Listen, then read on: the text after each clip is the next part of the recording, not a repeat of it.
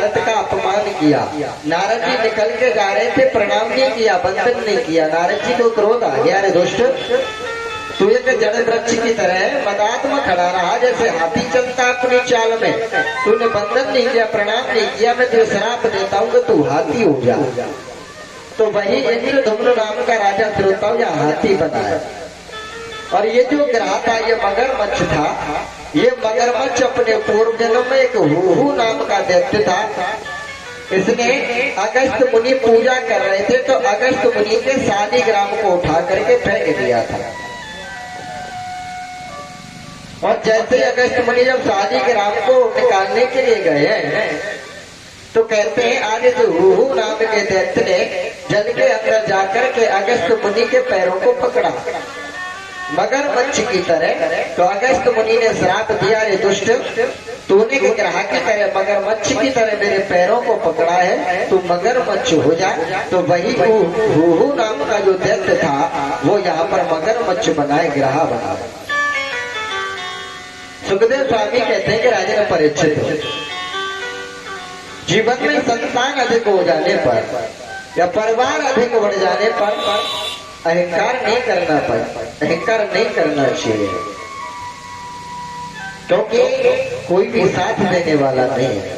ना नाती काम आएगा और ना बेटा काम आएगा, कोई भी काम नहीं आएगा। अंतिम समय जब तेरे जीवन में दुख पड़ेगा, विपत्ति पड़ेगी ना, पत्नी भी साथ छोड़ देगी, बच्चे भी साथ छोड़ देंगे। और छोड़ देंगे नहीं श्रोताओ, आज ऐसा हो भी रहा है। और सब लोग जाग रहे, देख रहे, लेकिन मान नहीं रहे हैं, मान नहीं रहे, जान समझ रहे, देख सक रहे। गाली पड़ रही है, बैठा बैठा सुन रहा है, लेकिन मान नहीं रहा। आज बुजुर्ग बारातों में जाया करते थे, सब कुछ बंद हो गया। बुजुर्गों की बातों का आदर किया जाता था, सब कुछ बंद हो गया। क्यों? क्योंकि आज हमने अपनी औलाद को वो संस्कार नहीं दिए थे, जो संस्कार हमारे पूर्वजों ने हमें दिए थे। हमने औलाद को बिगाड़ने के लिए सर्व साधन एकत्रित किए। गांव में प्रधान बनाया जाता है, गांव में प्रधानी आती है, राजा बनाती है जनता। गांव का प्रधान गांव में लाकर के दारू के ठेका तो खोल देता है, गांव में लाकर के मुर्गा मच्छी की व्यवस्था तो करवा देता है, लेकिन गांव में कभी भी सत्संग, कीर्तन, भागवत का आयोजन नहीं करवाता। बिगाड़ने वाला कौन है? राजा। माँ बाप की कमी से ये संतान बिगड़ रही है, माँ बाप या संतान को बिगाड़ रहे हैं। माँ बाप बिगाड़ते संतान को, अगर माँ बाप चाहते तो आज संतान नहीं बिगड़ती। लेकिन चलिएगा श्रोताओ, क्योंकि ज्यादा कहता हूँ तो कल एक प्रधान जी पहुंचे थे मेरे पास। प्रधान जी कहीं के होंगे, मुझे ध्यान नहीं कौन सा गाँव बताया था। उन्होंने कहा बोले महाराज एक ही बात को आप बार बार दोहराते हैं, जनता कहती है और ठीक नहीं है, तो बार बार नहीं दोहरा रहा हूं, जो भी आपको उचित लगे वो आप स्वीकार करें। श्री हरि। श्री सुखदेव स्वामी कहते राजन, कभी भी संतान पर, संपत्ति पर अहंकार अहम नहीं करना चाहिए, कोई काम आने वाला नहीं है। अनन्य कथाओं का रसोपान कराते हुए श्री सुखदेव जी महाराज कहते हैं कि राजन परीक्षित, अहंकार जो व्यक्ति करता है उसे मिटना ही पड़ता है, क्या वो कोई भी हो। अहंकार हिरण्यकश्यप को हुआ, हिरण्यकश्यप को अहंकार हुआ। वरदान प्राप्त करने के बाद में पूरे राज्य में ऐलान कर दिया कि कोई भी नारायण का नाम नहीं लेगा, लेकिन अपने पुत्र प्रहलाद को नहीं रोक सका। इतना बड़ा अहंकारी हुआ वो हिरण्यकश्यप कि नारायण का नाम कोई भी लेता उसे फांसी पर लटका देता। ये हिरण्यकश्यप कौन है? जिससे हिरण्याक्ष को 12 भगवान ने मारा था, ये उसी का भाई है हिरण्यकश्यप। जब हिरण्यकश्यप को ये मालूम चल जाता है कि मेरे भाई को वारा भगवान ने मार दिया, तो वो हिरण्यकश्यप नारायण से द्वेष करने लगा। पत्नी से कहा, इसकी पत्नी का नाम है कयाधु। कयाधु से कहा, बोले देवी मैं जंगल में तपस्या करने के लिए जा रहा हूँ, ब्रह्मा से वरदान प्राप्त करूंगा। आज हिरण्यकश्यप जंगल में चला जाता है और जंगल में जाकर के जैसे एक वृक्ष के नीचे बैठ करके ब्रह्मा का ध्यान करने लगा, चिंतन करने लगा, उसी समय देवता लोग घबरा गए, क्योंकि देवता लोग जानते हैं कि ब्रह्मा जल्दी से प्रसन्न होते हैं। इंद्र के ओर पहुंचे, इंद्र से कहा कि राजन हिरण्यकश्यप तपस्या करने बैठा है, यदि हिरण्यकश्यप ने ब्रह्मा को प्रकट कर लिया और कहीं उल्टा सीधा वरदान मांग लिया तो हमारा स्वर्ग में रहना कठिन हो जाएगा, क्या करें।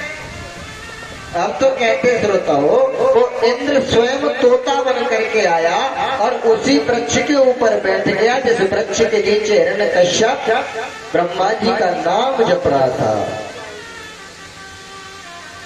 आज वो तोता नारायण नारायण पुकारने लगा, वृक्ष पर बैठे हुए वो तोता नारायण नारायण पुकारता है। आज हिरण्यकश्यप ने सुना, अरे जिस बैरी को मारने के लिए मैं ब्रह्मा को प्रसन्न करने के लिए आया हूँ, ये दुष्ट उसी बैरी का नाम ले रहा है।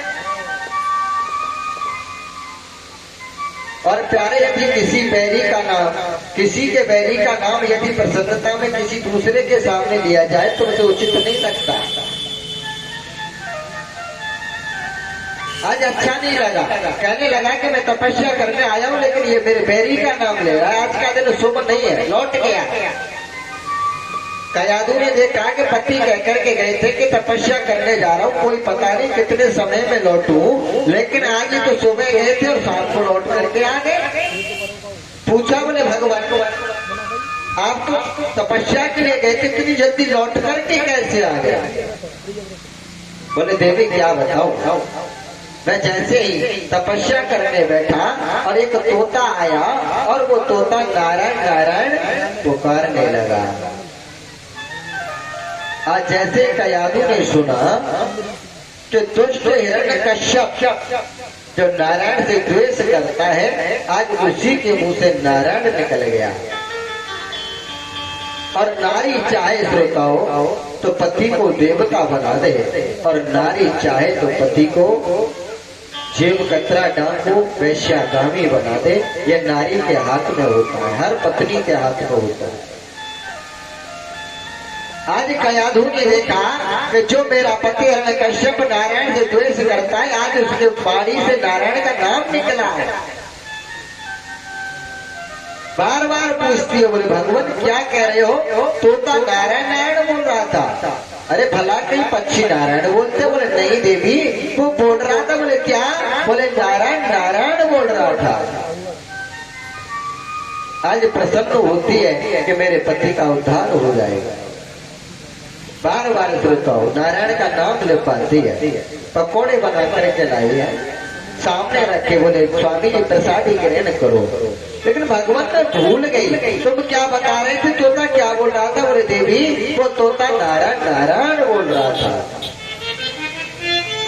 रात्रि हो गई, सोने का टाइम आया, फिर कहती, बोले भगवान मुझे ध्यान नहीं रहा, दोबारा बताना क्या वास्तव में तोता बोल रहा था। बोले हाँ। बोले क्या बोल रहा था। बोले देवी नारायण नारायण बोल रहा था। कहने का भाव, आज उस कयाधु ने अपने दुष्ट पति के मुखार बिंद से 108 बार नारायण का नाम कहलवा लिया, एक माला पूरी हो गई।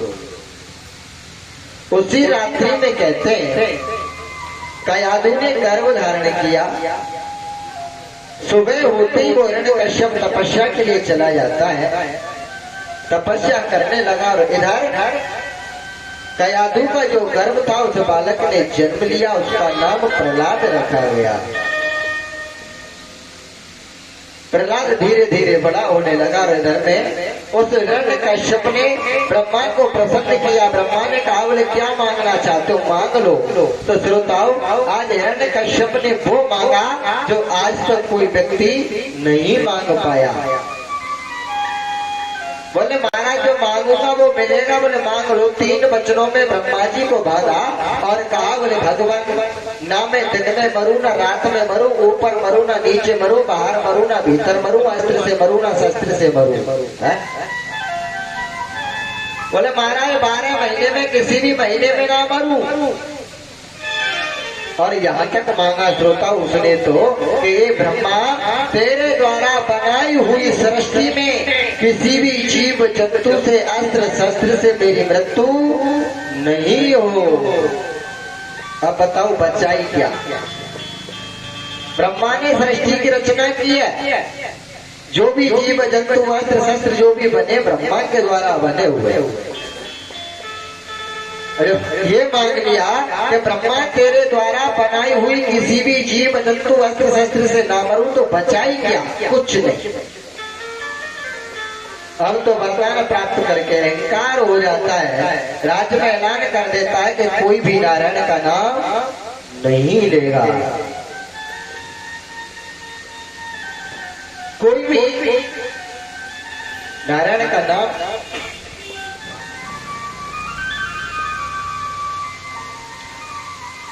और जो भी नारायण का नाम लेता हुआ तो पाया गया उसे फांसी की सजा दी जाएगी। अब तो श्रोता कोई भी नारायण का नाम नहीं लेता है। सभी को भय है। लेकिन प्रहलाद जी भी नारायण का नाम नहीं लेते। आप ये समझें कि प्रहलाद जी ने बचपन से नारायण की भक्ति की नहीं। और प्रहलाद के गुरु का नाम बता देना कहीं किसी ग्रंथ में पुराण में लेख में हो तो। आज प्रहलाद जी महाराज हिरण्यकश्यप की संतान है। भय के कारण कोई भी नारायण का नाम नहीं लेता। आज प्रहलाद जी महाराज अपने नगर में भ्रमण करने के लिए निकले और प्रहलाद जी के नगर में देखा कि एक कुम्हारे जहाँ पर घड़े पकाए जाते हैं जिसको आवा कहते हैं, उस आवा में घड़े पकड़े अग्नि जल रही है।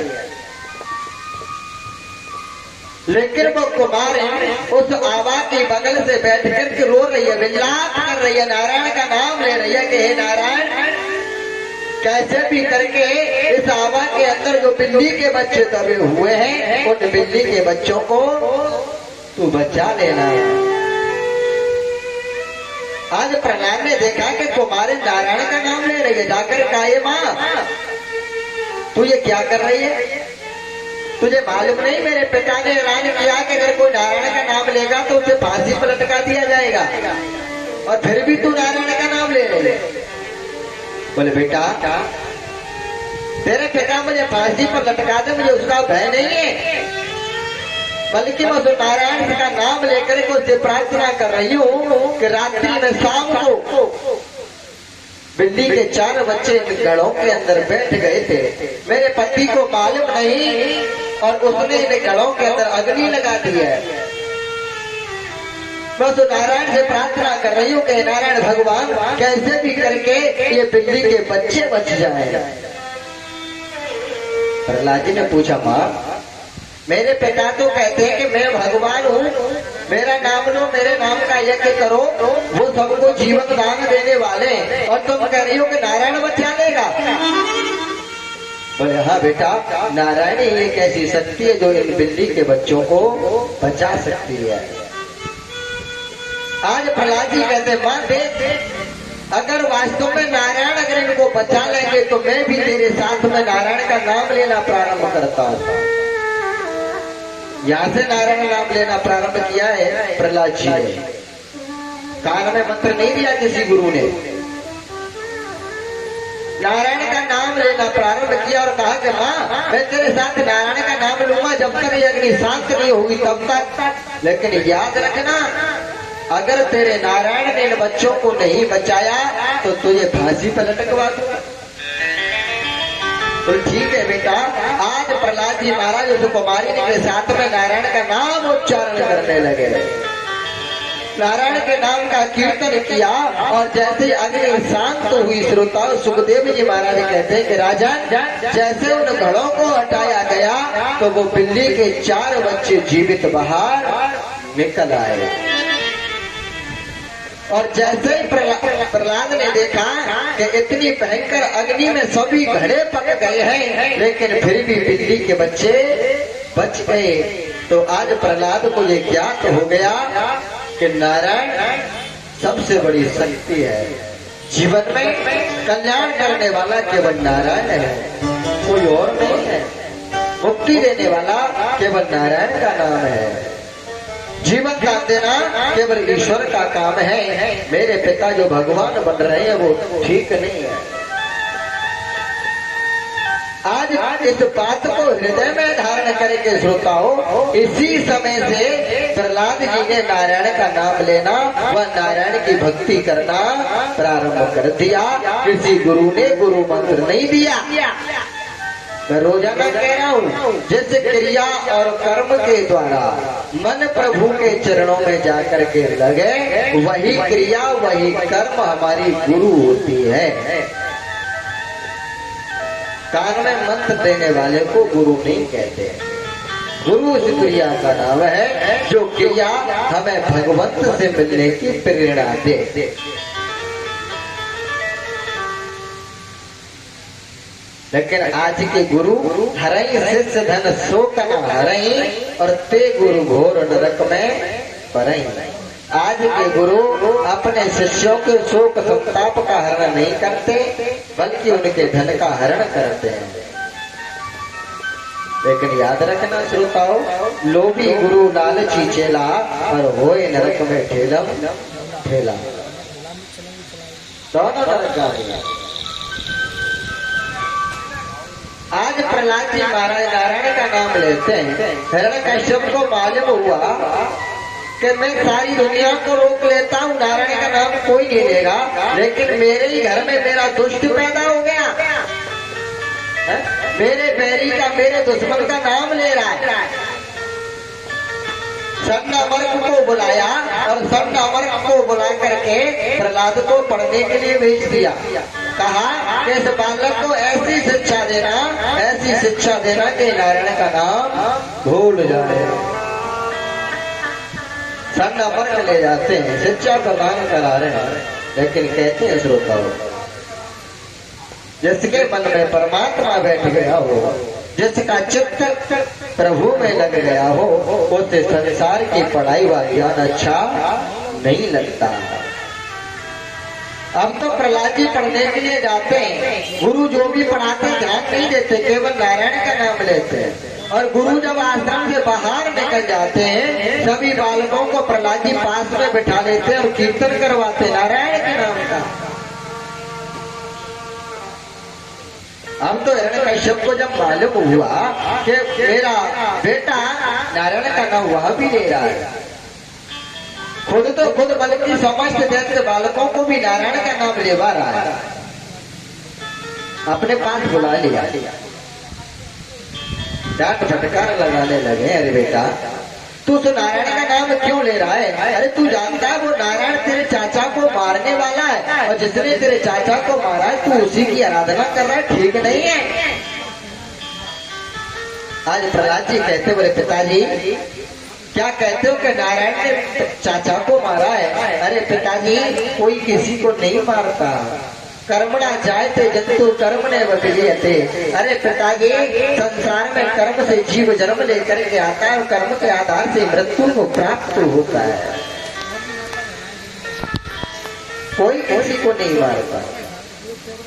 पुणे पढ़ने के लिए भेजा श्रोताओं, लौट करके प्रहलाद जी पुणे आते, पूछा बेटा क्या सीख करके आए हो?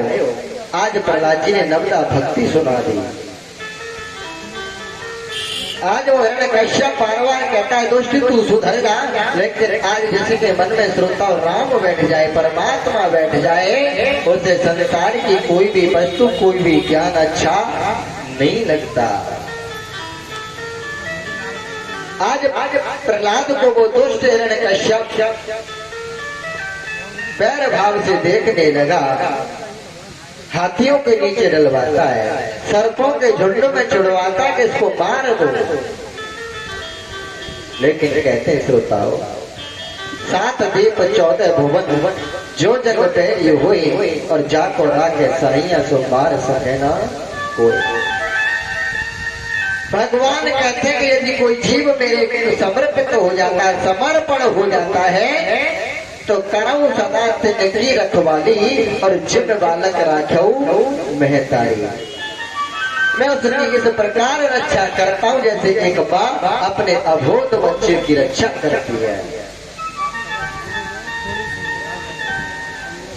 सर्पों के झुंड में छुड़ावा दिया गया, हाथियों के नीचे कुचलवाता प्रहलाद को, लेकिन प्रहलाद नहीं मरता।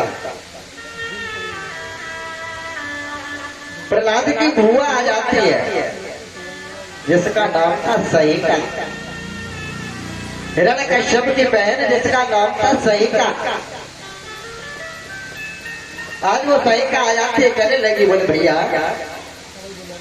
तुम्हारे चेहरे पर ये दुखता लकीर कैसे नजर आ रही है, चिंता की लकीरें कैसी दिख रही है। बोले बहन क्या बताऊं, सभी लोग मुझे भगवान मानते हैं, भगवान बनकर के पूजते हैं, लेकिन अपना ही पुत्र दुश्मन बन गया।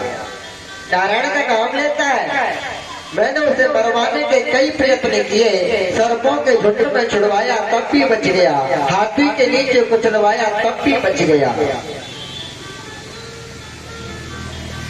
आज वो सहिका कहती है, बोले भैया आप चिंता क्यों करते हो, मेरे पास में देवताओं के द्वारा दिया हुआ एक शीतल वस्त्र है, आप अग्नि की व्यवस्था करो, अग्नि जलवाओ, और मैं उस शीतल वस्त्र को ओढ़ करके प्रहलाद को अग्नि में लेकर के बैठ जाऊंगी। भैया मैं तो बच जाऊंगी, लेकिन प्रहलाद मर जाएगा, जल जाएगा। आज देवताओं के द्वारा दिए हुए शीतल वस्त्र का दुरुपयोग करती हुई वो सहिका प्रहलाद को अग्नि में लेकर के बैठ जाती है। लेकिन कहते हैं श्रोताओं, जिसे प्रभु पर यह पक्का भरोसा हो जाता है, विश्वास हो जाता है कि संसार में मारने वाला केवल एक वो है और बचाने वाला भी वही है। ना तो कोई किसी को मार सकता है, ना कोई किसी को बचा सकता है। जो परमात्मा के समर्पित हो जाता है, सब कुछ समर्पण कर देता है, उसे किसी का कोई भय नहीं रहता। क्यों? क्योंकि उसके मन में तो एक ही बात रहती है कि हमें चिंता नहीं उनकी, उन्हें चिंता हमारी है। और हमारी नाव के रखवाले सुदर्शन चक्र धारी है, उसकी कोई चिंता भय नहीं होती। आज प्रहलाद जी बैठ जाते हैं तो अग्नि में नारायण का नाम पुकारने लगे। आज उस शीतल वस्त्र का दुरुपयोग किया तो कहते श्रोताओ, नारायण भगवान ने प्रहलाद को तो बचा लिया, लेकिन आज उस सहिका की होली सी जल जाती है। आज वो सहिका उस अग्नि में जल जाती है और प्रहलाद बच जाते हैं।